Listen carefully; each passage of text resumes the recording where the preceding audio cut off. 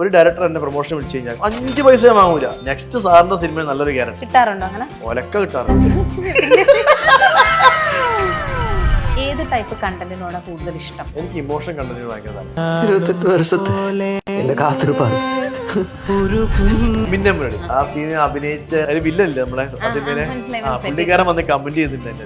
Recognise ചെയ്യുമ്പോണ്ടാവുന്ന moment എങ്ങനെ? അസ്വാഭാവികത എനിക്കിപ്പം തോന്നി, പണ്ട് തോന്നിയിരുന്നു. ഇപ്പൊ അതങ്ങനെ തോന്നിയത് എന്റെ ചങ്കുകളാണ് കൂടെ ഉള്ളത്. എവിടെ പോയാലും അവിടെ ആൾക്കാരുണ്ട്. അപ്പൊ ഈ നെഗറ്റീവ് വരുന്ന സമയത്തും പോസിറ്റീവ് വരുന്ന സമയത്ത് അതെങ്ങനെയാണ് മാനേജ് ചെയ്യുന്നത്? നെഗറ്റീവും പോസിറ്റീവും ഒരു നാണയത്തിന്റെ ഇരുവശങ്ങളാണ്. അത് നോക്കാറുണ്ടോ, ബോധർ ചെയ്യാറുണ്ടോ അതിനെ കുറിച്ച്? ഒരാള് എനിക്ക് ഒന്നിനും കൊള്ളൂലാന്ന് പറഞ്ഞാൽ ഡിപ്രസ് ചെയ്തിട്ട് നാളെ വരുന്ന ഇൻസ്റ്റാഗ്രാം റീൽസ് നിർത്താൻ ഞാൻ ഒരിക്കലും വിചാരിക്കില്ല. ചേട്ടന്റെ വൈഫ് നാട്ടിൻ പ്രദേശത്തുകാരിയാണ്. നമുക്ക് ഇന്റിമസി സീൻ ചെയ്യുന്ന സമയത്ത് ചേച്ചിക്ക് അത് എപ്പോഴെങ്കിലും ഒരു വിഷമമായിട്ട് ചേച്ചി എന്താ പറയാം? ദീപ്തി ഇങ്ങനെയൊക്കെ സംസാരിക്കുന്നത്? എന്താ അങ്ങനെ സംസാരിക്കുന്നത്? അങ്ങനെ ഒരിക്കലും സംസാരിക്കാൻ പാടില്ല ഒരു ആങ്കർ.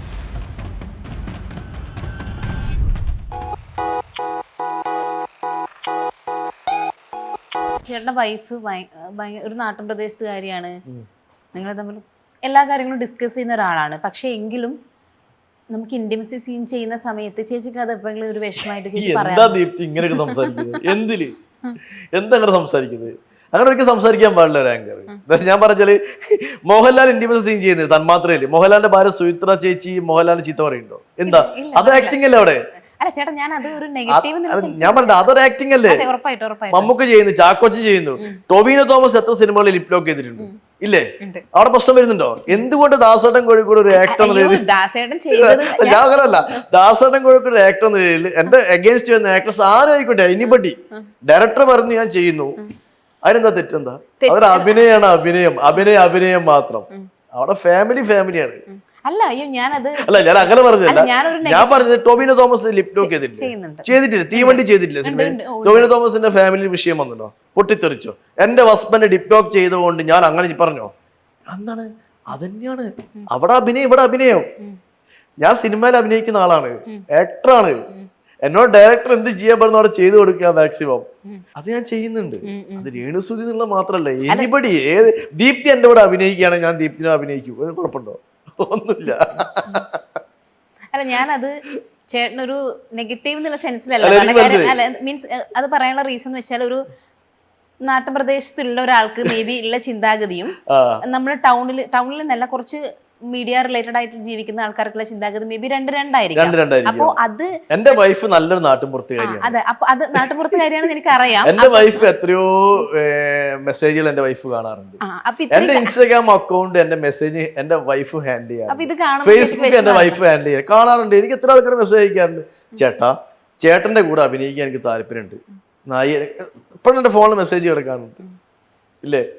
അത് ആ സെൻസിലെടുക്കുന്ന ആൾക്കാരാണ്. അവക്കറിയാം ദാസേട്ടൻ അവളെ ഹസ്ബൻഡാന്ന് അറിയാം. അവൾ എൻ്റെ കൂടെ ഇപ്പോഴും ഞങ്ങൾ ഉച്ചയ്ക്ക് വർത്താനൊക്കെ പറഞ്ഞ് അല്ലേ റീൽസ് ചെയ്ത് കാണിച്ചു ലാസ്റ്റ് ചെയ്ത്. അണ്ടർസ്റ്റാൻഡിങ് ആണ്. ഞാൻ നമ്മളൊരു ആക്ടറാണ് ദീപ്തി. നമ്മൾ ആക്ടിങ് ഫീൽഡ് ആയതുകൊണ്ട് നമ്മൾ അഭിനയിക്കുക, സംവിധായകൻ പറഞ്ഞ് ചെയ്യുക, നമ്മളും കൂടെ പോരുക, അതോടെ കഴിഞ്ഞു. അതിന്റെ മുകളിലേക്ക് ഒരു കടന്നുകയറ്റം നമ്മളെ ഭാഗത്ത് ഇതുവരെ ഉണ്ടായിട്ടില്ല. അത് എല്ലാവരും ഇപ്പം ഞാൻ പറഞ്ഞല്ലോ, ഏത് ആക്ടർ ആണെങ്കിലും സിനിമകളിൽ അങ്ങനെയാണ്. അവരെ അഭിനയിക്കുക, കൃത്യമായി അഭിനയിക്കുക, അത് അവരുടെ പ്രൊഫഷനാണത്. ഞാൻ അഭിനയം പ്രൊഫഷണലായി കാണാൻ ഞാൻ പറഞ്ഞു 1.5 വർഷം തീരുമാനിച്ചാണ്. അപ്പം അങ്ങനെ തന്നെ അത് യാതൊരു പറ്റില്ല. ദീപ്തി എൻ്റെ കൂടെ നാളെ അഭിനയിക്കാം, നമുക്ക് അഭിനയിക്കാം, നോ ഇഷ്യൂ. അത്രേ ഉള്ളൂ, നടക്കട്ടെ അങ്ങനെയൊക്കെ. പിന്നെ അതുപോലെ നിലാ നമ്പ്യാർ, ഇതൊക്കെ എല്ലാ ഇന്റർവ്യൂസിലും ദാസേട്ടനോട് ചോദിക്കുന്ന കുറച്ച് സാധനങ്ങളാണ്. ക്രിഞ്ച് ആയിരിക്കാം ബി ബി. പക്ഷെ ഞാൻ ഇതിലൊരു ക്ലാരിഫിക്കേഷൻ എന്നുള്ള രീതിയിലാണ് ഞാൻ ഇത് ചോദിക്കുന്നത്. കാര്യം ദാസേട്ടൻ ഓൾറെഡി പറഞ്ഞിട്ടുണ്ടായിരുന്നു ഒരു ഇന്റർവ്യൂല്, ദാസേട്ടൻ നിങ്ങൾ ഫസ്റ്റ് ടൈം ചെയ്തൊരു വീഡിയോ, പിന്നെ പുള്ളിക്കാരി ആരാന്ന് ദാസേട്ടൻ അറിയില്ല എന്നുള്ള രീതി പറഞ്ഞിട്ടുണ്ടായിരുന്നു. വീഡിയോ ചെയ്ത ശേഷമായിരുന്നു പുള്ളിക്കാരി ചെയ്യുന്ന ഒരു ടൈപ്പ് ഓഫ് കണ്ടന്റ്, അത് പേഴ്സണൽ ചോയ്സ് പുള്ളിക്കാരി. അപ്പോൾ ആ ഒരു ടൈപ്പ് ഓഫ് കണ്ടന്റ് ആണെന്ന് മനസ്സിലായത്. അതിൽ എനിക്കൊരു ചില പോയിന്റ് ഒരു റിഗ്രറ്റ് തോന്നിയിട്ടുണ്ടായിരുന്നു. ചേട്ടൻ പറഞ്ഞു അത് പ്രോപ്പർ കമ്മ്യൂണിക്കേഷൻ ഇല്ലാത്തത് കൊണ്ടാണ് ആ ഒരു വീഡിയോ ചെയ്യേണ്ട വന്നതെന്ന് പറഞ്ഞിട്ടുണ്ടായിരുന്നു. ശരിക്കും ഈ വീഡിയോഗ്രാഫേഴ്സിന് എടുക്കുന്ന പ്രോപ്പർ കമ്മ്യൂണിക്കേഷൻ ഇല്ലാതെ വീഡിയോസ് പോകാറുണ്ടോ? അത് ഒരു മിസ്അണ്ടർസ്റ്റാൻഡിങ് ആണ്. ഡിബിൻ ഡെമൺ എന്നോട് പറഞ്ഞ സമയത്ത് ഞാനത് അത്ര ആലോചിച്ചില്ല. അതായത് ഇങ്ങനൊരു സംഗതി ചെയ്യാനുണ്ട്, ഞാൻ വരാമെന്ന് പറഞ്ഞു. പക്ഷെ അത് എൻ്റെ ഒരു എന്താ പറയുക, ഒരു കൂടുതലായി ചിന്തിക്കാത്ത കുഴപ്പം കൊണ്ടായിരിക്കും. പക്ഷെ എനിക്ക് അവരോട് റെസ്പെക്റ്റ് ഉണ്ട്. നിള നമ്പ്യാരാണെങ്കിലും ഡിബിൻ ഡെമൺ എനിക്ക് റെസ്പെക്റ്റ് ഉണ്ട്. ഞാൻ ചെയ്ത വീഡിയോ ഒരു മോശക്കേടില്ല, ആണോ അല്ലേ? ഒന്നുമില്ല, കണ്ടിരുന്നോ? ഒന്നുമില്ല. അവർ നിളാ നമ്പിനോട് എനിക്ക് റെസ്പെക്ട് ഉണ്ട്, ഡിബിൻ ഡബിൾ റെസ്പെക്ട്. രണ്ടുപേരും നല്ല അസാധ്യമായിട്ടുള്ള പെർഫോമൻസ് കാഴ്ചവെക്കുന്ന ആൾക്കാരാണല്ലേ. അപ്പം അവള് കുളിക്കടവെന്ന് വരുന്ന സമയത്ത് ഒരു ഒളിഞ്ഞു നോക്കുന്നൊരു മുമ്പ് ആ വീഡിയോന് ശേഷം ഇറങ്ങിയാണ് ഞാനാണാ നോക്കുന്ന ആള്, ഒരുമിച്ച് നടന്നു വരുന്നു, വർത്താനം പറയുന്നു, അത്രയേ ഉള്ളൂ. അതൊരു എനിക്ക് മനസ്സിലാവാത്തതുകൊണ്ട് മിസ്അണ്ടർസ്റ്റാൻഡിങ് കൊണ്ട് സംഭവിച്ചാണ്. എന്ന് വെച്ച് ഈ രണ്ട് വ്യക്തികളും നമ്മുടെ സുഹൃത്തുക്കളാണ്, ഡിബിൻ ഒക്കെ നമ്മുടെ സുഹൃത്തുക്കൾ, അത്രയേ ഉള്ളൂ. അതിന്റെ മുകളിൽ കൂടുതൽ എന്താ പറയാ വിവാദങ്ങളിലേക്ക് പോകേണ്ട ആവശ്യമില്ല. ഓക്കെ. അല്ല ഇത് വെച്ചാല് ഇപ്പം ഈ സ്പെസിഫിക് ഒരു ഫോട്ടോഗ്രാഫർ, വീഡിയോഗ്രാഫർ എല്ലാം ഞാൻ എടുത്ത് പറയുന്നത്, നമ്മളിപ്പം ഏതൊരു ഫീൽഡിൽ മീഡിയ റിലേറ്റഡ് ആയിട്ടുള്ള ഫീൽഡിൽ നിൽക്കുന്ന സമയത്ത് പ്രോപ്പർ കമ്മ്യൂണിക്കേഷൻ ഇല്ലാതെ പോകാൻ പാടില്ല. പ്രോപ്പർ കമ്മ്യൂണിക്കേഷൻ ഉണ്ടെങ്കിലും എന്റെ ഭാഗത്ത് ഞാൻ കൂടുതൽ അതിന് എന്താ പറയാ ഒരു ഓവറായിട്ട് തിങ്ക് ചെയ്യാൻ എനിക്ക് പറ്റിയിട്ടില്ല. അതായത് ചെയ്തത് നല്ലതാണെന്ന് തന്നെ എപ്പോഴും ഞാൻ വിശ്വസിക്കുന്നത്, ഒരു മോശിക്കൂടെ അതിലില്ല. കൃത്യമായൊരു അടിപൊളി വീഡിയോസ് ഞാൻ ചെയ്തത്. പക്ഷെ എന്താ കൂടുതൽ നമ്മൾ പഠിച്ച് കാര്യങ്ങൾ ചിന്തിക്കേണ്ട സമയത്തേക്ക് എത്താൻ തിരക്കൊണ്ട് കഴിയാറില്ല, അത്രയേ ഉള്ളൂ. ചെയ്ത വീഡിയോ സൂപ്പറാണ്. ഇപ്പോഴും എൻ്റെ അക്കൗണ്ട് കിടക്കുന്നുണ്ട്, ഞാൻ എപ്പോഴും ഒഴിവാക്കിയിട്ടില്ല. എൻ്റെ അക്കൗണ്ട് എടുത്ത് നോക്കി എപ്പോഴും കാണാം, ഞാൻ ഒന്നും ഒഴിവാക്കിയിട്ടില്ല. ഈ ഇൻഫ്ലുവൻസിങ് ജേണി എങ്ങനെയാണ്? റിസ്ക് ആണോ? ഇൻഫ്ലുവൻസിങ് ജേണി റിസ്ക് ആണ്. ഏതൊക്കെ രീതിയിലുള്ള റിസ്കുകളാണ് വരുന്നത്? റിസ്ക് എന്ന് പറയുന്ന സമയത്ത് ഞാനൊരു കേരള ഇൻഫ്ലുവൻസേഴ്സ് കമ്മ്യൂണിറ്റി എന്ന് പറഞ്ഞ മെമ്പർഷിപ്പ് ഉണ്ട് ഇപ്പോഴും. അപ്പം ഡിഫറെൻറ്റ് ചിന്താഗതിക്കാർ അതിൻ്റെ അകത്ത്. യൂട്യൂബേഴ്സ് ഉണ്ട്, ഫേസ്ബുക്കിലുള്ള ആൾക്കാർ, ഇൻസ്റ്റഗ്രാമേഴ്സ് ഉണ്ട്. ഞാൻ നേരത്തെ പറഞ്ഞല്ലോ, ഒരാളെ ഡിപ്പെൻഡ് ചെയ്ത് വീഡിയോ ചെയ്യുന്ന ആൾക്കാരുണ്ട്, സ്വന്തമായിട്ട് കണ്ടന്റ് എടുക്കുക. ഈ ആൾക്കാർക്ക് ഒരു കമ്മ്യൂണിറ്റി തുടങ്ങിയിട്ടുണ്ടെങ്കിലും കിക്ക് എന്ന് പറയുക കേരള ഇൻഫ്ലുവൻസേഴ്സ് കമ്മ്യൂണിറ്റി ഉണ്ടെങ്കിലും അത് ഇപ്പോഴും മുന്നോട്ട് കൂടുതലായിട്ട് പോകാൻ പറ്റുന്നില്ല. കാരണം ഡിഫറെൻറ്റ് ചിന്താഗതിക്കാരാണ്. ഒരാൾക്ക് യൂട്യൂബ് ചെയ്യുന്ന ഒരു പ്രൊമോഷൻ കിട്ടുന്ന സമയത്തുള്ള പേയ്മെന്റ് ആയിരിക്കും അടുത്താൽ കിട്ടുക. അപ്പോൾ ഒരു മിസ്അണ്ടർസ്റ്റാൻഡിങ് അവിടെ വരുന്നുണ്ട്. അപ്പോൾ ആ സംഘടന ഇപ്പോൾ സജീവമായിട്ട് മുന്നോട്ട് പോകുന്നില്ല എന്നാണ് ഞാൻ മനസ്സിലാക്കുന്നത്. ഒരാൾക്ക് ഇപ്പോൾ സീക്രട്ട് ഏജന്റ് സായിയാണ് ഇപ്പോൾ അതിൻ്റെ സെക്രട്ടറി എന്ന് എനിക്ക് തോന്നുന്നു. ബാക്കിയുള്ള ആൾക്കാരൊക്കെ ഷിയാസ് കരീം ഉണ്ടായിരുന്നു അതിനകത്ത്, എല്ലാവരും അതിനകത്ത് പോയി. ഇപ്പം സംഘടനയിൽ ഞാൻ മെമ്പർഷിപ്പ് ഉണ്ട്. ഒരു ഡിഫറെൻറ്റ് ഇൻഫ്ലുവൻസേഴ്സിനൊരു കൂട്ടായ്മ എന്ന് പറയുമ്പോൾ അൺഎക്സ്പെക്റ്റഡ് ആയിരുന്നു. ഒരിക്കലും അങ്ങനെ മുന്നോട്ട് പോകാൻ പറ്റുന്ന എനിക്ക് തോന്നുന്നില്ല. പല ടൈപ്പ് ഓഫ് ആൾക്കാരാണ് അല്ലേ. ഇപ്പം ഒരു കമ്മ്യൂണിറ്റി പറയും നിങ്ങളെല്ലാവരും നാളെ മുതൽ ഇത്ര രൂപ മാത്രമേ വാങ്ങാൻ പാടുള്ളൂ പ്രൊമോഷൻ എന്ന് പറഞ്ഞു കഴിഞ്ഞാൽ പറ്റുമോ? ഇല്ല, അത് ഡിപ്പെൻഡ്സ്. 1 മില്യൺ ഫോളോവേഴ്സ് ഉള്ള ആള് വാങ്ങുന്ന പൈസയാണോ 5 ലക്ഷം ഫോളോവേഴ്സ് ഉള്ള ആള് വാങ്ങുക? ഒരിക്കലും. അതാ പറഞ്ഞത്. അപ്പൊ ഒരു ഈക്വാലിറ്റി അതിലൊരിക്കലും കൊണ്ടുവരാൻ കഴിയില്ല. പക്ഷെ അതാണ് കമ്മ്യൂണിറ്റി ഇപ്പം സജീവമായിട്ട് ഉണ്ടോ ഇല്ലെന്ന് എനിക്കിപ്പോഴും അറിയില്ല. ഞാൻ മെമ്പർഷിപ്പ് അതിൻ്റെ 5000 രൂപ കൊടുത്ത് മെമ്പർഷിപ്പ് എടുത്താണ് ഞാൻ. സീക്രട്ടിന് സായിയാണ് ഇപ്പം അതിൻ്റെ സെക്രട്ടറി എന്നാണ് ഞാൻ മനസ്സിലാക്കുന്നത്. ബാക്കിയുള്ള ആൾക്കാരൊക്കെ അതിനകത്ത് പോയിട്ടുണ്ട്. അപ്പോൾ അടുത്ത കാലത്ത് കമ്മിറ്റി ഒന്നും വിളിച്ചിട്ടില്ല. അപ്പോൾ ഇൻഫ്ലുവൻസേഴ്സ് എന്ന് പറയുന്നത് ആ മേഖല എന്ന് പറയുന്നത് ഇൻഡിവിജ്വാലിറ്റിയാണ്. ദീപ്തി ഒരു ചാനൽ തുടങ്ങുന്നത് ദീപ്തിക്ക് ഒരു ഇൻഡിവിജ്വാലിറ്റി. അതിൻ്റെ മുകളിൽ വേറെ ആൾ കടന്നു കയറാൻ ദീപ്തി സമ്മതിക്കും? ഒരിക്കലും. അതാണ് അതിൻ്റെ അവസ്ഥ. സോ അപ്പോൾ ഈ ഒരു ഇൻഫ്ലുവൻസിങ് ജേണിയിൽ നമുക്ക് അവിടെ വെച്ചിട്ട് ഗ്രോത്തോ കാര്യങ്ങളൊക്കെ ഉണ്ടാവും ആ ഒരു കമ്മ്യൂണിറ്റിയിൽ വെച്ചിട്ട്? ഞാനൊരു ഇൻഫ്ലുവൻസറായി വന്ന ഒരാളാണ്, അറിയാലോ. പക്ഷേ എൻ്റെ ഫീൽഡ് ഇപ്പം ഇൻഫ്ലുവൻസിൻ്റെ കൂടെ തന്നെ സിനിമാ മേഖല താല്പര്യം. അതിലേക്കാണ് കൂടുതൽ കോൺസെൻട്രേറ്റ് ചെയ്യുന്നത്. എന്ന് വെച്ചാൽ ഇൻഫ്ലുവൻസ് അല്ലാതെ പറയാൻ പറ്റില്ല. നാളെ എൻ്റെ പരിപാടിക്ക് വിളിച്ചാൽ പോകും. ഇപ്പം സിനിമകളിൽ ഇപ്പം പ്രൊമോഷൻ ഇപ്പം എന്നെ വിളിക്കാൻ കാരണം എന്താ? അഭിനയിക്കാത്ത സിനിമകളിൽ എന്നെ പ്രൊമോഷൻ വിളിക്കാൻ കാരണം എന്താ? എൻ്റെ ബാക്കിൽ കുറച്ച് ഫോളോവേഴ്സ് ഉണ്ട്. അവരൊരു പ്രൊമോഷൻ സിനിമയ്ക്ക് വേണം.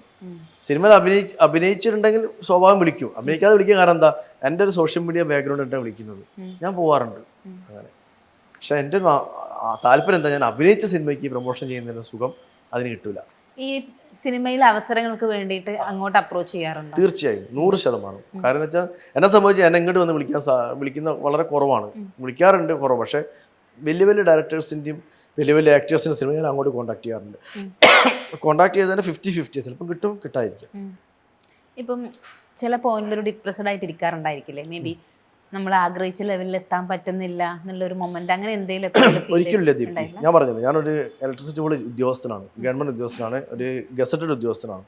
ഞാൻ ലൈഫിൽ ഭയങ്കര ഹാപ്പിയാണ്, കുഴപ്പമില്ല. ഭാര്യ 3 മക്കള്, ഭാര്യ ടീച്ചറാണ്, ഭയങ്കര ഹാപ്പിയാണ്, കുഴപ്പമൊന്നുമില്ല. ഇത് നമ്മളെ എക്സ്ട്രാ ബോണസാണ്, എക്സ്ട്രാ കരിക്കുലർ ആക്ടിവിറ്റീസ് ആണ് സിനിമ എന്ന് പറയുന്നത്. സിനിമകൾ ഇത്രയും എത്താൻ പറ്റി. ഒന്നില്ലെങ്കിൽ പോകുന്ന സമയത്ത് 10 ആളെങ്കിലും അത് ദാസരം കൂടി ചോദിക്കാനുള്ള സാഹചര്യം എനിക്ക് ഉണ്ടായി തന്നത് എൻ്റെ ഈ സോഷ്യൽ മീഡിയ ബാക്ക്ഗ്രൗണ്ട് അല്ലാന്ന് പറയാം. പക്ഷെ സിനിമകളിൽ നല്ല ക്യാരക്ടർ നമുക്ക് ആഗ്രഹമാണ് എന്ന് വെച്ച് നിരാശാബോധം, നഷ്ടബോധം എനിക്ക് ഒരിക്കലില്ല. പക്ഷെ ഒരു കോൺഫിഡൻസ് ഉണ്ട്, ഇന്നല്ല നാളെ നമുക്ക് എത്താൻ പറ്റുന്നുണ്ട്. അതെപ്പോഴും മനസ്സിൽ കൊണ്ടു കിടക്കുന്നുണ്ട്. ഈ ഫാൻസിൻ്റെ ഇടയിൽ, ഫാൻസ് മീൻസ് റെക്കഗ്നൈസ് ചെയ്യുന്ന കുറേ ആൾക്കാരുണ്ട്, അവർക്കിടയിൽ പോകുമ്പം റെക്കഗ്നൈസ് ചെയ്യുമ്പോൾ ഉണ്ടാകുന്ന മൊമെന്റ് എങ്ങനെയാണ്? അത് എന്നോട് 2-3 വർഷം മുമ്പേ ചോദിക്കേണ്ട ചോദ്യങ്ങളത്.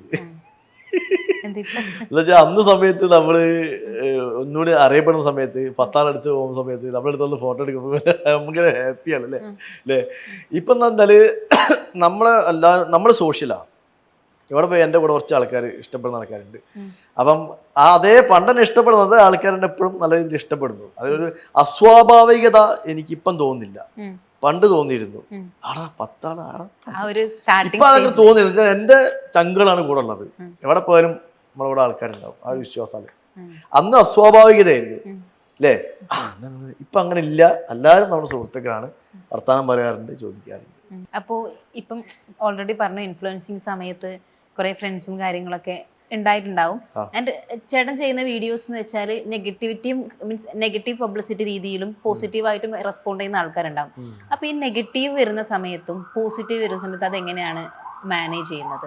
എങ്ങനെയാണ് അത് നോക്കിക്കാണുന്നത്? നെഗറ്റീവും പോസിറ്റീവും ഒരു നാണയത്തിന്റെ ഇരുവശങ്ങളാണ് അല്ലേ. അതെ, നെഗറ്റീവും ദാസന്റെ കൂടെ ജീവിതത്തിൽ ഉണ്ടായിട്ടുണ്ട്, പോസിറ്റീവ് ഉണ്ടായിട്ടുണ്ട്. നെഗറ്റീവ് അങ്ങനെ തന്നെ പോയിക്കോട്ടെ. 10 ആള് നെഗറ്റീവ് കമന്റ് ഇട്ട് എന്താ ഗുണം? എന്താ നോക്കാറുണ്ടോ, ബോധർ ചെയ്യാറുണ്ടോ അതിനെ കുറിച്ചിട്ട്? ഒരിക്കലുമില്ല.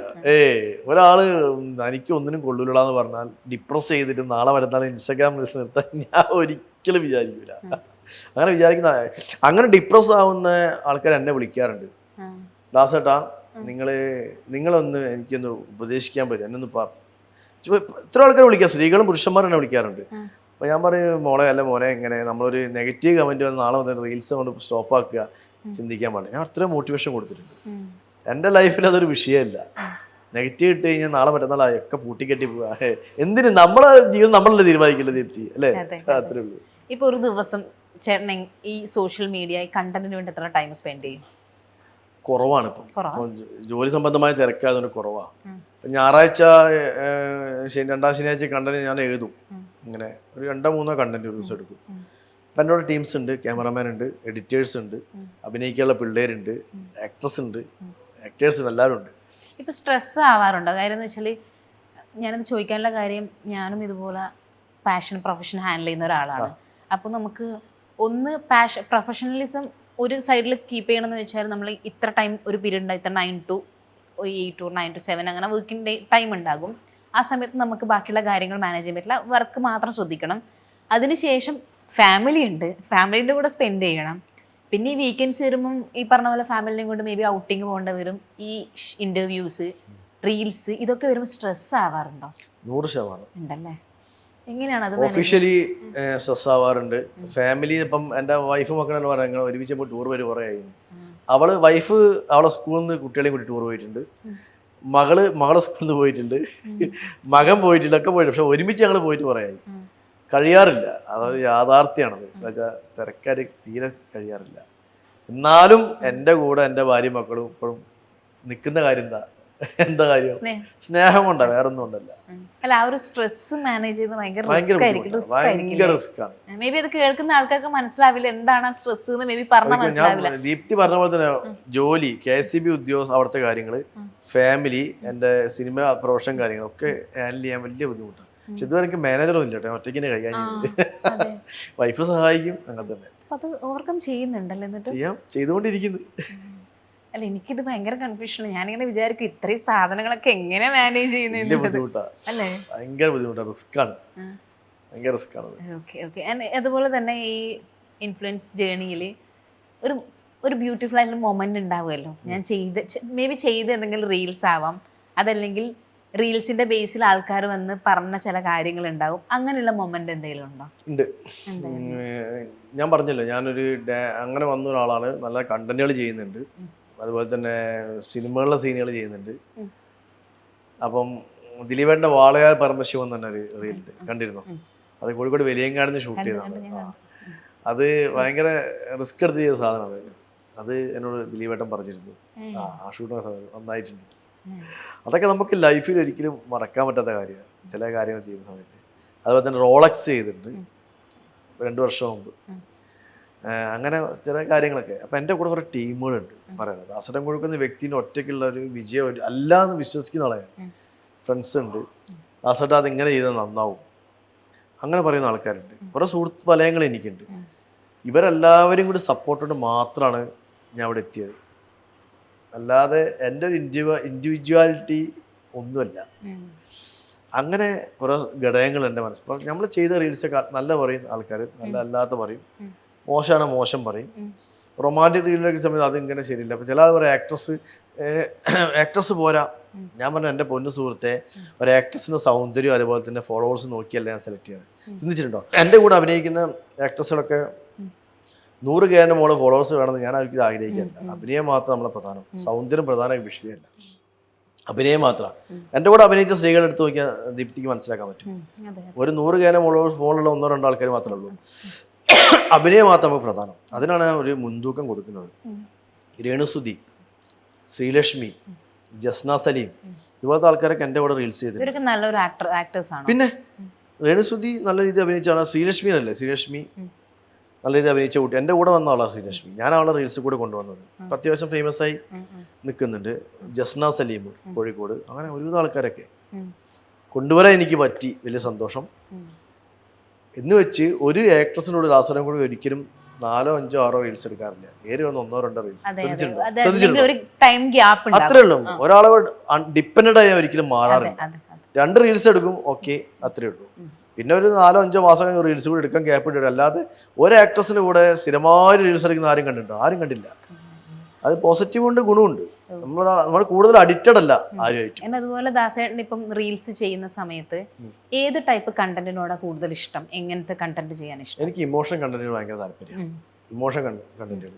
സുരാജേട്ടൻ്റെ ഒരു റീൽ ഞാൻ ചെയ്തിരുന്നു. നല്ല അഭിപ്രായം കിട്ടിയ റീൽ. അതായത് ഒരു നമ്മളെ സുരാജേട്ടൻ, നമ്മളെ ദുൽഖർ നായകനായിട്ട് ഒരു യമണ്ടൻ പ്രേമകഥ.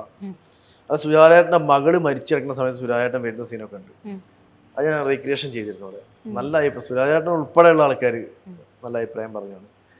അങ്ങനത്തെ സംഗതികൾ എനിക്ക് വലിയ ഇഷ്ടമാണ്. പിന്നെ നമ്മളെ ടൊവിനോ നായകനായിട്ടുള്ള നമ്മളെ ബേസിൽ ഡയറക്റ്റ് ചെയ്ത പടല്ലേ മിന്നൽ മുരളി, അതിൽ ആ സീൻ ഞാൻ ചെയ്തിട്ടുണ്ട്. അതിൽ നമ്മളെ ആ സീൻ അഭിനയിച്ച നമ്മളെ അതിൽ വില്ലല്ലേ നമ്മളെ ആ സിനിമയിലെ പുള്ളിക്കാരൻ വന്ന് കമന്റ് ചെയ്തിട്ടുണ്ട്. പിന്നെ ഒരു നമ്മളെ ജയറാമിന്റെ മേലെ പറമ്പിൽ ആൺവീടിൽ ഒരു റൊമാൻറ്റിക് സീൻ ചെയ്തിട്ടുണ്ട്. അതിന്റെ അടിയിൽ ശ്വേത ചേച്ചി വന്ന് കമന്റ് ഇട്ടിട്ടുണ്ട്, അടിപൊളി ദാസേട്ടാന്ന് പറഞ്ഞപ്പോൾ. അങ്ങനെ ഇങ്ങനെ ഇവരെ പോലത്തെ വലിയ വലിയ സെലിബ്രിറ്റീസ് നമുക്ക് കമന്റ് ഇടുമ്പോൾ നമുക്ക് വലിയ സന്തോഷമാണ്, ഒരു മോട്ടിവേഷനാണ്. അല്ല, ഈ ഒരു സമയത്ത് ഞാൻ റീസെൻ്റ് ആയിട്ട് ഞാൻ കുറച്ച് കാലങ്ങളായിട്ട് ദാസേട്ടൻ്റെ വീഡിയോസും കാര്യങ്ങളും മുന്നേ സ്റ്റാർട്ടിങ് തൊട്ടേ കണ്ടുകൊണ്ടിരുന്ന ഒരാളാണ്. ആ സമയത്ത് ഞാൻ പറഞ്ഞല്ലേ, ഫസ്റ്റ് തന്നെ പറഞ്ഞതുപോലെ ഞാൻ ഇതൊക്കെ നോട്ടീസ് ചെയ്തായിരുന്നു. ഈ പറഞ്ഞതുപോലെ പെട്ടെന്നൊരു ട്രാൻസ്ലേഷൻ ഉണ്ടായ സമയത്ത് ദാസേട്ടൻ ഇപ്പോഴാണ് കൂടുതലും ഒരു പെൺകുട്ടികൾ ദാസേട്ടൻ്റെ റീൽസുകൾ, ദാസേട്ടൻ്റെ പഴയ ഇൻ്റർവ്യൂ പറഞ്ഞ പോലെ 55 പെൺകുട്ടിയോട് അഭിനയിച്ചു എന്ന് പറഞ്ഞാൽ ഇപ്പോഴാണ് കൂടുതലും ഓരോ പെൺകുട്ടികൾ മാറി മാറി ഫെമിലിയർ ആയിട്ട് വന്നോണ്ടിരിക്കും. പെൺകുട്ടികൾ ഞാൻ ഇംഗ്ലീഷിലേക്ക് പറഞ്ഞു അല്ല. പക്ഷേ ആ ഒരു ട്രാൻസിഷൻ ടൈമിൽ ദാസേട്ടനെ ഏറ്റെടുത്ത കുറച്ച് പിള്ളേരുണ്ടായിരുന്നു. എനിക്ക് അവരുടെ പേരും കറക്റ്റ് ഓർമ്മയില്ല, പക്ഷേ അവരുടെ കൂടെ കുറച്ച് വീഡിയോസ് ചെയ്ത സമയത്ത് ഭയങ്കര റീച്ച് ആയിട്ടുണ്ടായിരുന്നു. ഓർമ്മയുണ്ടോ? ആ പിള്ളേരാണെന്ന് ഓർമ്മയുണ്ടോ? ഒരു ഗ്രൂപ്പ് ഓഫ് ടീംസിന്റെ കൂടെ ദാസേട്ടൻ വീഡിയോ എടുത്തിട്ടുണ്ടായിരുന്നു. പക്ഷെ എനിക്ക് പെട്ടെന്ന് ഓർമ്മ കിട്ടുന്നില്ല, മുന്നേ ആയിരുന്നു. പെട്ടെന്നൊരു ട്രാൻസിഷൻ ഉണ്ടായിരുന്നല്ലോ, ഒരു ലിപ്സിങ്ക് ചെയ്തെടുക്കുന്നു മാറി കുറച്ച് ക്വാളിറ്റി വീഡിയോസ് ചെയ്യുന്ന സമയത്ത്. റൊമാൻറ്റിക് വീഡിയോസ് ആണോ? അല്ലല്ല, റൊമാൻറ്റിക്കിന് മുന്നേ ചെയ്തിട്ടുണ്ടായിരുന്നു കുറച്ചൊരു ആക്ഷൻ ടൈമിൽ. പക്ഷെ ആ സമയത്ത് എനിക്ക് പേഴ്സണലി ദാസേട്ടന്റെ റൊമാൻറ്റിക്കിനേക്കാളും കൂടുതൽ ഇഷ്ടം എനിക്ക് ആക്ഷൻ ആണ്. ദാസേട്ടന്റെ ഇമോഷണൽ സീൻസ് നമ്മളെ പൃഥ്വിരാജിന്റെ ബിജുമേനോന്റെ സിനിമയില്ലേ അയ്യപ്പനും കോശി, അത് ചെയ്തിട്ടുണ്ട്. അങ്ങനെ കുറെ, പിന്നെ ഫഹദിന്റെ കുറെ, മാലിക്കിലെ കുറെ ആക്ഷൻസ് ചെയ്തിട്ടുണ്ട്. മാലിക് മീൻസ് ഇമോഷൻസ്, അതുപോലെ ഫൈറ്റ്സ് അതൊക്കെ കുറച്ചുകൂടെ എനിക്ക് അതൊക്കെ ദാസേട്ടനെ കുറച്ചുകൂടെ നമുക്കൊരു നടൻ എന്നുള്ള രീതിയിൽ നോക്കുമ്പോൾ ദാസേട്ടന്റെ ആ ആക്ടിങ് സ്കില്ല് നമുക്ക് കാണാൻ പറ്റുന്നുണ്ട്. റൊമാൻറ്റിക് ആക്ഷൻ സ്കിൽ ഇല്ലാതാണോ പറയുന്നത്? അതെ, ഇപ്പൊ കൂടുതൽ റൊമാൻറ്റിക്കിൽ മാത്രം ഒതുങ്ങി. പക്ഷെ കൂടുതൽ റൊമാൻറ്റിക് ചെയ്യണം. അപ്പൊ വേറെ കാര്യം നിങ്ങൾ ചോദിക്കാൻ മറന്നുപോയി, എന്റെ മൊത്തം പ്രത്യേകത ഉണ്ടോ? ഗ്ലോ വന്നിട്ടുണ്ടോ? ഹെയർ ചെയ്തു അല്ലേ? അത് ചോദിക്കണ്ടേ? ഇവിടെ കഷണ്ടി ആയിരുന്നു, ഇപ്പൊ ഹെയർ ചെയ്തു, പിറകിലും ചെയ്തു. അതൊരു 2 മാസം കഴിഞ്ഞ് അവിടെ വളർച്ച വരും. ഹെയർ ചെയ്ത് കഴിഞ്ഞാൽ പിന്നെ റൊമാൻറ്റിക് ഒക്കെ ചെയ്യാൻ ആഗ്രഹം ഉണ്ടാവൂലേ അല്ല ഫേസൊക്കെ ഒരു ഗ്ലോ. റൊമാൻറ്റിക് ആൽബങ്ങൾ ഇപ്പം രേണുവിന് കൂടെ ചെയ്ത ആൽബത്തിന് ശേഷം അത് മന്ദാരച്ചേര് ചന്ദനപ്പെണ്ണ് ആൽബം ചൊവ്വാഴ്ച ഷൂട്ട് കുറ്റിപ്പുറം വെച്ചിട്ട് റൊമാൻറ്റിക് ആൽബമാണ്. അത് കഴിഞ്ഞ് 15-ാം തീയതി വേറെ ആൽബത്തിന്റെ ഷൂട്ട് കോഴിക്കോട് വെച്ചിട്ട്. ഇവരെന്നെ വിളിക്കാൻ കാരണം എന്താ പറ? റൊമാൻറ്റിക് കുറച്ചുകൂടെ ക്ലിക്ക് ആകുന്നോണ്ടായിരിക്കാം. അതാണ് അറിയില്ല. അപ്പൊ ഞാൻ പറഞ്ഞു വന്നത് പണ്ട് സിനിമകളില് പറയും ദാസേട്ടൻ കോഴിക്കോടിനെ ഇപ്പം നായകന്റെ അച്ഛന്റെ അനിയൻ അല്ലെങ്കിൽ നായകന്റെ അമ്മേന്റെ ആങ്ങള ഇപ്പൊ മാറി. നായകനായിട്ട് വിളിച്ചില്ലെങ്കിലും അളിയനായിട്ട് നായകനെ കൂടെ ക്യാരക്ടർ വിളിക്കാൻ കാരണം എന്താ? മുടി വെച്ചോണ്ട്. അത് മുടി വെച്ചോണ്ടൊന്നല്ല, പിന്നെ ദാസേട്ടൻ എങ്ങനെ മാർക്കറ്റ് ചെയ്യാന്ന് ആൾക്കാർക്ക് അറിയാം. അത് പോട്ടെ, ഞാനത് ചിന്തിക്കില്ല. അത് ചിന്തിക്കാതെ ഞാൻ അങ്ങനെ ചിന്തിക്കുന്ന ആളല്ല. മനസ്സിലായല്ലോ? എനിക്കൊരു എന്താ പറയാ, ഒരു നിഷ്കളങ്കത കുറച്ച് കൂടിയ ക്യാരക്ടറാണ് ഞാൻ. അതുകൊണ്ട് എന്നെ ആൾക്കാർ ഉപയോഗിക്കുമ്പം അത് എന്നെ ആ രീതിയിൽ ഉപയോഗിക്കുന്നതെന്ന് മനസ്സിലാക്കാൻ അറിയാത്തോണ്ടല്ല ഞാൻ അവിടെ ചിന്തിക്കാറില്ല. ദീപ്തി പറഞ്ഞല്ലോ മാർക്കറ്റിംഗ് തന്നെ ഉപയോഗിക്കുന്നുണ്ട്. ഞാൻ അവിടെ ചിന്തിക്കുന്നുണ്ട് നല്ലൊരു ക്യാരക്ടർ കിട്ടി ഞാൻ അഭിനയിക്കുന്നു, പക്ഷെ അവിടെ മാർക്കറ്റിംഗ് കൂടെ എന്നെ വെച്ച് ചെയ്യുന്നുണ്ട്. അത് ഞാൻ മനസ്സിലാക്കാത്തോണ്ടല്ല ഞാൻ അതിനോട് ഞങ്ങൾ ഇടപെടാറില്ല. പക്ഷെ അങ്ങനെ മനസ്സിലാക്കാതിരിക്കുമ്പോൾ അത് ചില രീതിയിൽ നെഗറ്റീവ് വരില്ലേ? ശരിയാ. കാരണം എന്താ, എനിക്ക് ജോലി ഉണ്ട്, ജീവിക്കാൻ ബുദ്ധിമുട്ട് ജീവിച്ചു പോകുന്നു, ഓക്കെ ആണല്ലോ. നേരത്തെ ഇൻഫ്ലുവൻസർ ആണെങ്കിൽ അവന്റെ സമ്പാദ്യ മേഖല ഏതാ? ഇതിൻ്റെ അകത്ത് കിട്ടുന്ന വരുമാനമേ ഉള്ളൂ. പോനെ മാർക്കറ്റ് ചെയ്യുമ്പോൾ അവിടെ മനസ്സിലാക്കും അതുപോലെ എനിക്ക് ഇത് വേണമെന്ന് പറയും. ഞാൻ ചിന്തിക്കാതെ എന്താ, എനിക്ക് അതിനോട് വലിയ താല്പര്യമില്ല. നല്ല ക്യാരക്ടർ കിട്ടുക, പക്ഷെ അതിനോട് മാർക്കറ്റിംഗ് ചെയ്യുന്നുണ്ട്. ഇപ്പം ഒരു പടം ഇറങ്ങി കഴിഞ്ഞാൽ എന്നെ പ്രൊമോഷൻ എന്നെ വിളിക്കാൻ കാരണം എന്താ? എന്നെ ഇഷ്ടപ്പെട്ടിട്ട് സൗന്ദര്യം കണ്ട് വിളിക്കുകയല്ല ഡയറക്ടർ. എന്തിനാ വിളിക്കുന്നത്? എന്നെ വെച്ചവിടെ മാർക്കറ്റ് ചെയ്യണം. ഞാനത് ഷെയർ ചെയ്യുമ്പോൾ കുറച്ച് ആൾക്കാർ കാണും. അങ്ങനെ കാരണം അത് വെച്ച് നിഷ്കളങ്കത കൂടിയതിനെ കൊണ്ട് ഞാൻ കൂടുതൽ മനസ്സിലാക്കി പോവാറില്ല. അത് എന്റെ വൈഫിനോട് പറയും, നിങ്ങൾ ഇത്ര പാവാൻ പാടില്ല ദാസേട്ടാ. എന്റെ വൈഫ് ഉപയോഗിക്കാറുണ്ട്, നിങ്ങൾ ഇത്ര പാവാൻ പാടില്ല, നിങ്ങളെ വെച്ച് അവരവർ ഉപയോഗിക്കല്ലേ. ഞാൻ അതൊക്കെ എനിക്ക് മനസ്സിലാവേണ്ടത് ദിവ്യയെ, മനസ്സിലാവാത്തതുകൊണ്ടല്ല. പക്ഷെ എനിക്ക് മെച്ചപ്പെട്ട ക്യാരക്ടർ ഞാൻ ഇതിലേക്കാ ചിന്തിക്കുന്നത്. ഒരു ഡയറക്ടർ എന്നെ പ്രൊമോഷൻ വിളിച്ചു കഴിഞ്ഞാൽ ഞാൻ 5 പൈസ ഞാൻ വാങ്ങൂല. സിനിമ പ്രൊമോഷൻ വിളിച്ചാൽ ഞാൻ പറയുന്ന നെക്സ്റ്റ് സാറിന്റെ സിനിമയിൽ നല്ലൊരു ക്യാരക്ടർ കിട്ടാറുണ്ടോ? അങ്ങനെ ഒലക്ക കിട്ടാറുണ്ട്. കിട്ടിയത് ഞാൻ ഇപ്പോഴും മലയാള സിനിമയിലെ പ്രഗത്ഭരായ 1-2 സംവിധാനല്ലേ പേര് അവിടെ പറഞ്ഞു കഴിഞ്ഞാൽ അവിടെ വൈറലാവും. ഞാൻ പറയില്ല, എന്നെ വിളിച്ചിട്ടുണ്ട്. ഈ പറഞ്ഞ സംവിധാനം ഇപ്പം വലിയ വലിയ ആൾക്കാർ സിനിമ വലിയ സംവിധാനമായി മാറി. എന്നെ വിളിച്ചിട്ടുണ്ട്. ദാസേട്ടൻ കോഴിക്കോട്, അതെ എന്റെ സിനിമ അങ്ങനെ ഇറങ്ങി, നിങ്ങൾ കണ്ട അഭിപ്രായം പറഞ്ഞാൽ ഒന്ന് പ്രൊമോഷൻ ചെയ്യാൻ പോയിട്ടുണ്ട് സാറേ. അടുത്ത സിനിമ സൂപ്പർ, ഉറപ്പല്ലേ? അടുത്ത സിനിമ നിങ്ങളുണ്ട്. എന്ത് ഉറപ്പ്? എന്നിട്ട് പിന്നെ അതന്നെ ചെയ്യൂ? അല്ല, പിന്നെ അവര് കേറിപ്പോയി. അല്ല, ദാസേട്ടനെ അടുത്ത ആൾക്കാർ ഇതുപോലെ വിളിക്കും. എന്ത് ചെയ്യാനാ? നേരത്തെ പറഞ്ഞ പോയിന്റ് നിഷ്കളങ്കത. നമ്മളെ മനസ്സിൽ ഇപ്പൊ ആഗ്രഹം സിനിമ, ഇന്നല്ല നാളെ അയാളെ സിനിമയിൽ നല്ലൊരു ക്യാരക്ടർ. പ്രതീക്ഷകൾ ഇങ്ങനെ പ്രതീക്ഷിച്ചുകൊണ്ടേയിരിക്കുക, മനസ്സിലായി. പക്ഷെ കിട്ടാത്ത പക്ഷേ അത് കിട്ടിയിട്ടുണ്ടില്ല എന്ന് പറയില്ല. പക്ഷെ 100 10 ആള് വിളിച്ചു കഴിഞ്ഞാൽ 2 ആള് തരും. ബാക്കിയുള്ള ആൾക്കാർ നമ്മൾ ഉപയോഗിക്കും, അവിടെ യൂട്ടിലൈസ് ചെയ്യും. പിന്നെ അവര് കയറിപ്പോവും, മെസ്സേജ് അയക്കും, റീഡ് ചെയ്യും. നീലട്ടിക്ക് കാണാം, അയാൾക്ക് അത് നീലട്ടിക്ക് ഒഴിവാക്കിയിട്ട് എപ്പോഴും നീലട്ടിക്ക് കാണാം. അപ്പൊ കണ്ട് റിപ്ലൈ ഇല്ല, അവര് കയറിപ്പോയി. ഈ മീഡിയ ഫീൽഡിൽ യൂസ് ചെയ്യുന്നത് ഭയങ്കര കൂടുതലാണ്. സിനിമ മേഖലയിലുള്ള ആൾക്കാരൊക്കെ ഇൻഫ്ലുവൻസേഴ്സിന് ഉപയോഗിക്കും. പക്ഷെ എന്നെ പോലത്തെ നിഷ്കളങ്കതുള്ള ഇൻഫ്ലുവൻസേഴ്സ് ആണെങ്കിൽ എന്ത് ചെയ്യും? ശശിയാവും. ഒരു സമയത്ത് ഞാൻ ശ്രദ്ധിച്ചിട്ടുണ്ടായിരുന്നു, മൂവി പ്രൊമോഷൻസിന് കൂടുതൽ ഇൻഫ്ലുവൻസേഴ്സിനെ ആയിരുന്നു കൊണ്ടുപോയി. അവര് വരും 10, 15, 20 ഉറുപ്പിക വാങ്ങും, ഇൻഫ്ലുവൻസ് ചെയ്ത് കൊടുക്കും. അവർക്ക് സിനിമ ആഗ്രഹമില്ല. കുറെ വീഡിയോസ് സിനിമ ആഗ്രഹിക്കുന്ന ആൾക്കാരാണ് ഇവരെന്ത് ചെയ്യുക? വാഗ്ദാനങ്ങൾ നൽകിയിട്ട് ഇവൻ എന്ത് ചെയ്യും? മാക്സിമം റീൽ ഇടും, ഷെയർ ചെയ്യും. നമസ്കാരം ചങ്കുകളെ, ഇന്ന സിനിമ കളിക്കുന്നുണ്ട്, സൂപ്പർ സിനിമ, അടിപൊളി സിനിമ. ഓൻ പോസ്റ്റ് ചെയ്യും. 1.5 ലക്ഷം ആൾക്കാർ വ്യൂസ് കാണും. 1 ലക്ഷം ആൾക്കാർ കണ്ടാലും ഇവന്റെ കയറോട് 25 ആള് സിനിമ കാണാൻ പോകും. ഡയറക്ടർക്കും നിർമ്മാതാവിനും സന്തോഷമായോ? സന്തോഷമായി. ഇവൻ അങ്ങോട്ട് ചോദിക്കുമ്പോ ആര് എപ്പങ്ങള് ആലോചിക്കട്ടോ പോയി. അങ്ങനെ ഉണ്ട് ഫീൽഡ്, സിനിമാ ഫീൽഡ് ഉണ്ട്, ഇല്ല എന്ന് ഞാൻ പറയുന്നേ ഇല്ല. ഇതൊക്കെ ഈ പറഞ്ഞ ആൾക്കാരൊക്കെ എന്റെ മനസ്സിലുണ്ട്. ഞാനിപ്പോ ഇവരെ പറ്റിയൊന്നും പ്രത്യക്ഷത്ത് പറയാതെ കാര്യം എന്താ നാളെ എനിക്ക് അവരുടെ സിനിമയിൽ അഭിനയിക്കണം, ഞാൻ പറയില്ല. അതുകൊണ്ടാ പറയുന്നത്. നേരം ഞാൻ സിനിമ ആഗ്രഹിക്കുന്ന ആളാണെങ്കിൽ എനിക്ക് എക്സ്ക്ലൂസീവ് കൊടുക്കാം ഇവിടെ വന്നിട്ട്. ഇന്നാള് ഇന്ന് പറഞ്ഞു, പക്ഷെ ഞാൻ പോയാൽ എനിക്ക് താല്പര്യമില്ല. എനിക്ക് സിനിമാ മേഖല ഇപ്പോഴും ഇഷ്ടമാണ്. ഇന്നല്ല നാളെ എത്തിപ്പോകുന്ന ആഗ്രഹം എനിക്കുണ്ട് നല്ല രീതിയിൽ. അല്ല ദാസേട്ടാ, പക്ഷെ അങ്ങനെ ചെയ്യുന്നത് ഒരു രീതിയിൽ കുറെ ആൾക്കാർക്ക് അത് മിസ്യൂസ് ചെയ്യാൻ അവസരം ഒരുക്കി കൊടുക്കുന്നതല്ലേ? ആണ് ആണ്, ഒക്കെ ശരിയാണ്, അതൊക്കെ ശരിയാണ്. പക്ഷെ നമുക്ക് ആഗ്രഹങ്ങളുള്ള മനസ്സിൽ ഇന്നല്ല നാളെ എന്നുള്ള ആഗ്രഹം സാധാരണക്കാരന്റെ സാധാരണക്കാരനാ ഞാൻ. ജോലിയൊക്കെ ഉള്ള ഉദ്യോഗസ്ഥനാണ്, പക്ഷെ ഞാൻ മനസ്സിലിപ്പോഴും സാധാരണക്കാരനാണ്. ഞാൻ നേരത്തെ പറഞ്ഞു നല്ല നല്ല ക്യാരക്ടേഴ്സ് നല്ല നല്ല വലിയ ആൾക്കാർ സിനിമ ചെയ്യുന്ന ആഗ്രഹിക്കുന്ന ആളാണ്. ഞാനിപ്പോ ഒരു കാര്യം 1-2 പേര് ഇവിടെ പറഞ്ഞു കഴിഞ്ഞാൽ നാളെ മറ്റന്നാൾ അവരെന്ത് ചെയ്യും, ഉന്നതത്തിലുള്ള ആൾക്കാരാ, അവരെക്കാടെ ഈ പാകത്തിനൊരു അവസരം കിട്ടില്ല, അതുകൊണ്ട് അത് വേണ്ട. പക്ഷെ ഞാൻ പറഞ്ഞ ഇൻഫ്ലുവൻസേഴ്സ് പറഞ്ഞ് ഇതിന് പറ്റിക്കപ്പെടുന്നുണ്ട്. അത് എന്നെ പോലത്തെ ആൾക്കാർ ഇങ്ങനെ മുന്നോട്ട് പോകാൻ ആഗ്രഹിക്കുന്നതുകൊണ്ട് നമ്മൾ എവിടെയും മിണ്ടുന്നില്ല, സംസാരിക്കുന്നില്ല. നല്ല കഥാപാത്രങ്ങൾ നമ്മൾ ആഗ്രഹിക്കുന്നു, അതുകൊണ്ട് നമ്മൾ മിണ്ടാതെ പോവാ. ബാക്കിയുള്ള ആൾക്കാർ ഇൻഫ്ലുവൻസ് ചെയ്യും, പേയ്മെന്റ് വാങ്ങും, ഓക്കെ ഗുഡ് ബൈ പോവും. അവർക്ക് സിനിമ ആഗ്രഹമില്ല അവിടെ, അതാ വ്യത്യാസം. ഭയങ്കര കോംപ്ലിക്കേഷൻ അത്. ഞാൻ സീരിയസ് ആയി പറയാം. ഇൻഫ്ലുവൻസേഴ്സ് 2 തട്ടിലുണ്ട്. മേലോട്ട് ഇൻഫ്ലുവൻസ് ചെയ്യുക, പേയ്മെന്റ് വാങ്ങുക, സുഖമായി ജീവിക്കുക ആഗ്രഹിക്കുന്ന ആൾക്കാരുണ്ട്. സിനിമ മേഖലയിൽ പ്രവർത്തിക്കാൻ ആഗ്രഹിക്കുന്ന ആൾക്കാർ രണ്ട് തരത്തിലാണ്. അതാ പറഞ്ഞത്, നേരത്തെ പറഞ്ഞ ഇൻഫ്ലുവൻസേഴ്സ് കമ്മ്യൂണിറ്റി അവിടെ ക്ലിക്ക് ആവാത്തതിന് കാരണം എന്താ, ഇതുകൊണ്ടാണ്. അവിടെ ഒരു പേയ്മെന്റ് വിഷയങ്ങള്, ഒരാളെ വെറുപ്പിക്കാൻ പറ്റില്ല, അങ്ങനെ വിഷയങ്ങൾ അവിടെ എന്തെങ്കിലും സ്പ്ലിറ്റ് ആവും. കമ്മ്യൂണിറ്റി ഒരിക്കലും മുന്നോട്ട് പോകില്ല. അതവിടെ സംഭവിക്കുന്നത്. നമ്മളിങ്ങനെ ആഗ്രഹിക്കുന്ന ആളായതുകൊണ്ട് നമ്മൾ ചില കാര്യങ്ങൾ ഇതിലെ കേട്ട് ഇതിലെ നമ്മൾ വിടും, എന്നാലും നമുക്ക് മുന്നോട്ട് പോകാൻ പറ്റുള്ളൂ. അതാ യാഥാർത്ഥ്യം. ശരിക്കും എന്നോട് കുറെ ആൾക്കാർ, ദാസേട്ടൻ എനിക്ക് നല്ലൊരു KSB ജോലി ഇല്ലേ, നിങ്ങൾ എന്തിനാ ഈ ആൾക്കാരെ താങ്ങാൻ നിൽക്കേണ്ട ആവശ്യം, നിങ്ങൾക്ക് ജോലി ചെയ്ത് നല്ല ശമ്പളമായി വീട്ടിലിരുന്നാൽ പോലെ. പക്ഷെ മനസ്സിൽ കല എന്നുള്ളൊരു ആഗ്രഹം നമ്മുടെ മനസ്സിലുണ്ട്, അതുകൊണ്ട് നമ്മളിങ്ങനെ പോകും. ആയിരിക്കാം പിന്നെ ആയിരിക്കാം. ഫാമിലി എന്നൊക്കെ എന്നോട് പറയാറുണ്ട്, എന്തിനാ ഇങ്ങനെ നല്ല ജോലി ചെയ്ത് ഇന്ന് പോയാൽ പോരെ, എന്തിനാ അതിന്റെ ആവശ്യം. നമുക്ക് കല നമ്മുടെ മനസ്സിലുണ്ട്, ഒരു കോൺഫിഡൻസ്, ഇന്നല്ല നാളെ നമുക്ക് എത്താൻ പറ്റും. അതിലിപ്പോഴും ഞാൻ ഉറച്ചു വിശ്വസിക്കുന്നു.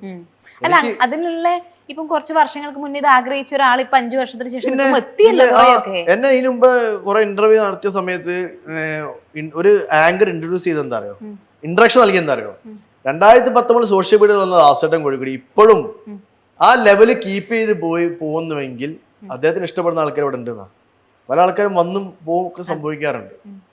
അതാ, അപ്പൊ ഞാൻ ഇപ്പോഴും അതിൽ ഉറച്ചു വിശ്വസിക്കുന്നു, ഇന്നലെ നാളെ എത്താൻ പറ്റും, എത്തും. ദീപ്തി എന്നെ ഇന്റർവ്യൂ ചെയ്യും. ഒരു സിനിമയിൽ ഒരു പ്രതിനായക വേഷം അഭിനയിച്ച് കഴിഞ്ഞ് ക്ലിക്കായാലും ദീപ്തി എവിടെ നിന്ന് എന്നെ ഇന്റർവ്യൂ ചെയ്യാൻ അവസരം ദീപ്തിക്ക് ഉണ്ടാവട്ടെ. ഞാനും അപ്പോഴേക്ക് അങ്ങനെ എന്തെങ്കിലും ഞാൻ പറഞ്ഞ ശരിയല്ലേ? ഞാനത് പറയുന്നത് എല്ലാവരും അഹങ്കാരം കൊണ്ടല്ല, ആത്മവിശ്വാസം. അഹങ്കാരം ആത്മവിശ്വാസം ഒരിക്കലും ചെറിയ വ്യത്യാസമുള്ളൂ ഈ 2 സംഗതികൾക്ക്. തെറ്റിദ്ധരിക്കപ്പെടാൻ പാടില്ല. ഞാൻ പറഞ്ഞെന്താ, എന്റെ ആത്മവിശ്വാസമാണ്, എനിക്ക് എത്താൻ പറ്റും, എത്താൻ പറ്റി സിനിമയിൽ നല്ല രീതിയിൽ ക്ലിക്ക് ആയി കഴിഞ്ഞാൽ ദീപ്തി എന്നെ ഇന്റർവ്യൂ ചെയ്യുന്ന എനിക്കൊരു ആത്മവിശ്വാസമാണ്, അഹങ്കാരമല്ല. ഇതുപോലെ ഇന്ന് പൃഥ്വിരാജ് ഇല്ലേ, പൃഥ്വിരാജ് മുന്നേ പറഞ്ഞിട്ടുണ്ടായിരുന്നു 10 വർഷത്തിന് ശേഷം ഞാനൊരു സിനിമ ഡയറക്ടർ എന്ന് പറഞ്ഞിട്ട് പുള്ളി ചെയ്തു, ലൂസിഫർ ചെയ്തു. 10 വർഷം മുമ്പ് പുള്ളി ഒരു നടൻ മാത്രമായിരുന്നു. എനിക്ക് ഇഷ്ടപ്പെടുന്ന ക്യാരക്ടറാണ് അതുപോലെ പൃഥ്വിരാജ്. ഫഹദ് ഫാസിലിനൊക്കെ ഭയങ്കര ഇഷ്ടമാണ്. ഫഹദ് പൊളിയാ. ഫഹദ് തന്നെ ഒരു കാലത്ത് സ്വന്തം അച്ഛന്റെ സിനിമ അഭിനയിച്ചിട്ട് ആൾക്കാർ കരിവാരി തേച്ചിട്ട് പുള്ളി ഗൾഫിൽ ജോലിക്ക് പോയതാ. പിന്നെ തിരിച്ചു വന്ന വരവെന്താണ്, 24 കാതൽ അല്ലെ, ഡയമണ്ട് നെക്ലേസ്, ഓരേ ബാംഗ്ലൂർ ഡേയ്സ് അല്ലേ, അതാണ് ഫഹദ്. ആ കോൺഫിഡൻസ്. അപ്പൊ ഫഹദ് ഫാസിലിന്റെ മോനാണ് ഫഹദ് അല്ല സോറി നമ്മുടെ ഫാസിൽ ഖാന്റെ മോനെ ഫഹദ് ഫാസിലിന്റെ, ഫഹദ് ഫാസിലിന്റെ അച്ഛനാണ് ഫാസിൽ എന്ന് പറയുന്ന രീതിക്ക് മാറി. അവന്റെ കഴിവാണ്. എനിക്ക് ഭയങ്കര ഇഷ്ടമാണ് ഫഹദ് ഫാസിലിന്റെ, സൂപ്പറാ. സോ അതുപോലെ നമ്മൾ കുറെ സംസാരിച്ചു, ഇതിപ്പം സമയമൊക്കെ കുറെ ആയി. അപ്പൊ ഈ പറഞ്ഞതുപോലെ എനിക്ക് ദാസേട്ടനോടുള്ള കോൺവെർസേഷനിൽ എനിക്ക് ഏറ്റവും കൂടുതൽ ഇഷ്ടപ്പെട്ട കാര്യം എന്ന് വെച്ചാൽ ഭയങ്കര പാഷനേറ്റ് ആണ്. എനിക്ക് ഇത്ര വർഷത്തിന് ശേഷം എനിക്ക് ഇങ്ങനെയൊക്കെ ആവണം എന്നുള്ളൊരു ആഗ്രഹം നമുക്ക് മനസ്സിലാകുന്നുണ്ട്. മേ ബി റീൽസ് കാണുന്ന ആൾക്കാർക്ക് മേ ബി ഈ കാണുന്ന ഒരു വീഡിയോന്റെ ബേസിൽ മാത്രമായിരിക്കും പറയുന്നത്. അപ്പൊ ഈ പറയുന്ന ആൾക്കാർ പറഞ്ഞോട്ടെ, ദാസേട്ടന്റെ ആഗ്രഹം, അതെ ദാസേട്ടന്റെ ആഗ്രഹം പോലെ ഇത്ര വർഷം കഴിയുമ്പോഴോ അല്ലെങ്കിൽ പെട്ടെന്ന് തന്നെ ആഗ്രഹം പോലെ എനിക്കിതുപോലെ ഇരുന്ന് ഒരു നായകനായിട്ടോ വില്ലനായിട്ടോ. ഞാൻ തിരിച്ചും പറയണേ, ദീപ്തി കലാപരമായിട്ട് ഇഷ്ടപ്പെടുന്ന ആളാ എനിക്കറിയാം. അപ്പൊ ദീപ്തി എത്തട്ടെ. അപ്പൊ ഇങ്ങനെ ഒരു ഇന്റർവ്യൂ ഏറ്റവും പെട്ടെന്ന് ചെയ്യാൻ പറ്റട്ടെ എന്ന് ആഗ്രഹിക്കുന്നു. സോ ഇത്രയും നല്ലൊരു കോൺവെർസേഷൻ എനിക്ക് സമ്മാനിച്ചതിൽ താങ്ക് യു സോ മച്ച്. എങ്ങനെ ഉണ്ടായിരുന്നു? അടിപൊളി ഇന്റർവ്യൂ എനിക്ക് തോന്നിയിട്ടേ ഇല്ല, ജസ്റ്റ് ഒരു കോമൺ ടോക്ക്, അത്രേ ഉള്ളൂ. അപ്പോ ആഗ്രഹിച്ച പോലെ അപ്പൊ എന്റെ 54 നായികമാരല്ലേ, 55ാമത് നായിക ദീപ്തി വരുന്നോ അല്ലേ? ഒരു ആങ്കറോട് ചോദിക്കുന്ന ചോദ്യമാണ് അല്ലേ, 55ാമത് നായിക ദീപ്തി വരുമോ? വരാം. ഞാൻ റീൽസ് ഒക്കെ സെറ്റ് ആക്കട്ടെ. ഓക്കെ പൊളിച്ചെടുക്കുക. Thank U.